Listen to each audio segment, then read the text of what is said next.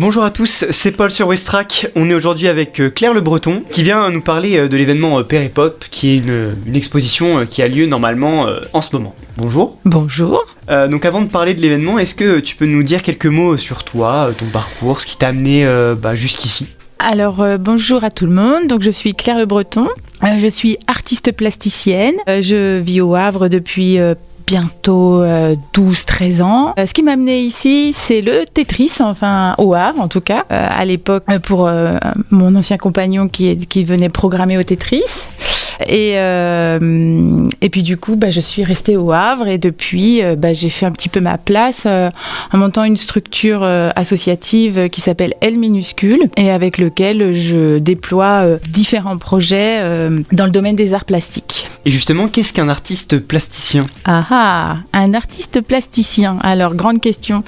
Un artiste plasticien, en fait, c'est quelqu'un qui travaille la matière et qui la transforme pour faire devenir œuvre, en gros, quoi. Voilà, pour faire très court. Bon, en fait, on peut tout faire avec. Exactement. Okay. Artiste plasticien, on peut travailler tout type de matière. Il y a même des artistes plasticiens qui sont très dans le sonore, en fait.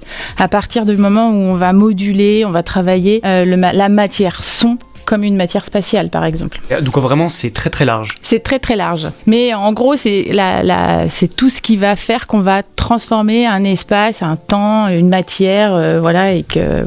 Si tu veux expliquer Péripop en quelques mots, pour ceux qui ne sont pas encore venus, qui ne savent pas ce que c'est, comment tu décrirais ? Alors Péripop, c'est pas une exposition au sens classique du terme. C'est plutôt une installation où les gens sont invités à venir œuvrer, à venir poser des tampons autour d'éléments graphiques ou architecturaux issus de l'architecture d'Auguste Perret et de la reconstruction du Havre. Oui, donc là c'est vraiment cette année spécialement créée pour les 20 ans du classement du centre-ville du Havre au patrimoine mondial. Pour les 20 ans de l'inscription du centre reconstruit du patrimoine. Et donc c'est vraiment créé pour ça ? C'est créé pour ça. Moi, ça faisait longtemps que je réfléchissais un petit peu à un dispositif, puisque j'en avais déjà parlé avec les personnes qui s'occupent de la Maison du patrimoine, un petit peu avec aussi certaines personnes de la mairie du Havre qui avaient vu les premiers tampons que j'ai réalisés. Et du coup, ça a abouti à cette installation participative. Où est-ce qu'on peut participer justement à Péripop ? Alors là, dans un premier temps, il est possible de participer au THV, donc au Théâtre de l'Hôtel de Ville, qui depuis quelques temps ont ouvert l'espace d'attente comme lieu d'exposition. Ils ont ouvert l'espace d'attente pour l'entrée des spectacles à un espace d'exposition. Donc c'est un espace assez atypique puisque tout est sombre, tout est dans le noir et du coup il faut l'exploiter pour en jouer et déjouer de ce noir d'attente. Et là, moi, ce qu'on a proposé, donc c'est 5 grands tableaux, un peu comme si c'était des grands tableaux d'écoliers sur lesquels sont disposés des grands feuilles de papier où on peut venir tamponner des tampons qui sont mis à disposition. Et qu'est-ce qui représente justement ces tampons ? Alors ces tampons, ça peut être autant des colonnes, ça peut être les claustras, très très chers à Perret, ça peut être des façades, ça peut être pareil, il y a des choses il y avait les voûtes en verre aussi qui sont assez intéressantes, donc c'est des éléments à la fois architecturaux et qui peuvent devenir graphiques. Mais il y a aussi une série de personnages issus de revues des années 50, donc après-guerre, après la reconstruction, et il y a aussi quelques voitures pour venir un petit peu animer, puisque Perret, on sait que la ville du Havre aussi a été pensée comme une ville de la voiture en fait, très rectiligne, où tout est basé sur une optimisation, puisque dans la logique de Perret, il a été invité, alors c'est pas tout à fait lui qui a reconstruit le Havre, c'est on va dire avec les techniques de construction imaginées par Perret, mais c'est plus sur des systèmes de trams, et c'est plutôt ses élèves, puisque lui, quand l'État lui a proposé de reconstruire le Havre, il avait 71 ans. Donc il n'a jamais connu la fin. Non, il n'a pas connu la fin, mais du coup c'est plutôt ses élèves, ce qu'on va appeler l'école Perret, c'est plutôt eux qu'on fait des propositions, mais en repartant sur les principes constructifs qu'avait établi Perret pendant toute sa vie. Et là, c'était la première fois où il avait l'urbanisme à penser, pas qu'un bâtiment. Comment c'est venu cette idée de faire cette exposition Alors, moi, je mets au point en général beaucoup de dispositifs participatifs où l'idée c'est de faire œuvre ensemble, mais parfois c'est juste le parcours qui est intéressant pour produire.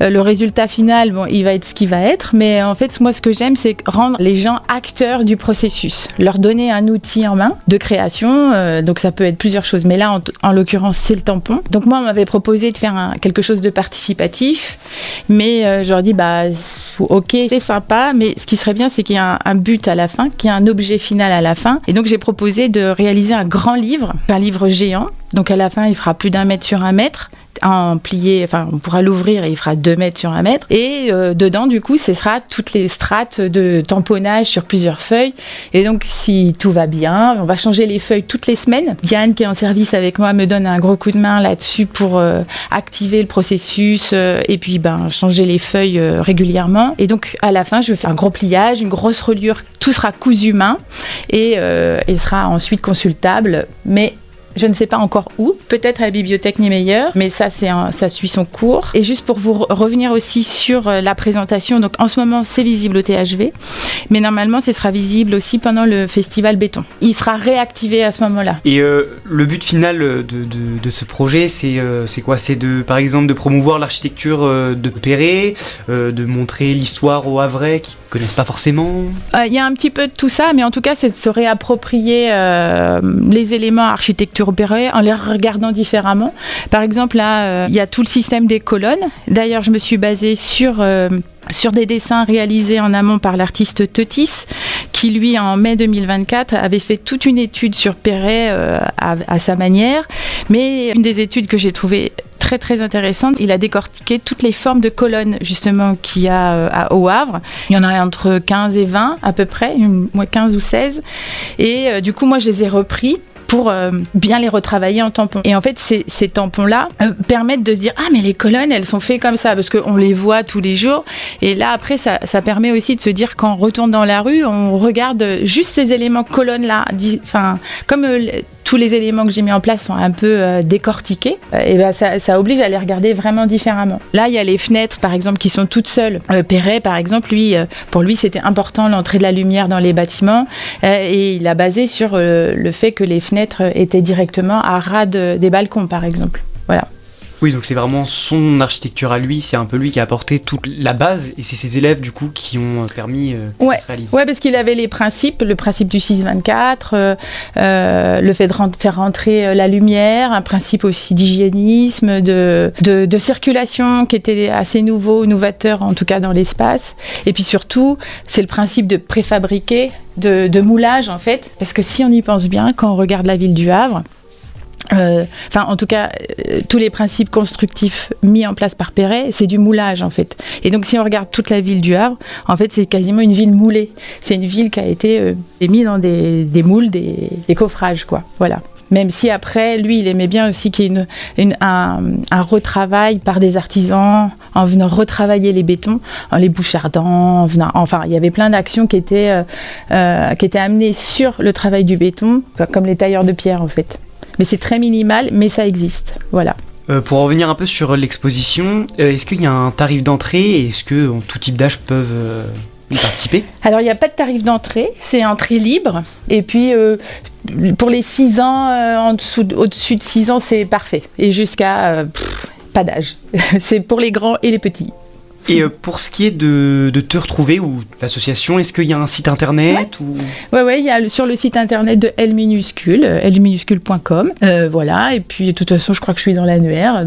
Oui, je crois aussi sur le site de l'hôtel de ville du Havre et aussi sur je crois que c'est LH Océane ou quelque chose comme ça. Oui. Voilà. Il y a eu un petit article la semaine dernière, voilà. Il y a les informations et puis alors dans le cadre de ce projet aussi, là, on a travaillé avec la Maison du Patrimoine. Et donc, ils proposent certaines visites au grand public, mais je crois que c'est complet. Et il y a des scolaires aussi qui viennent faire des visites plus adaptées. Il restait 1 ou 2 créneaux au mois de juin, je crois. Donc ça, il faut contacter la Maison du Patrimoine. Et là, c'est des visites adaptées où justement Diane fait des petites interventions un petit peu plus appropriées. Voilà. Merci beaucoup. Et merci à vous.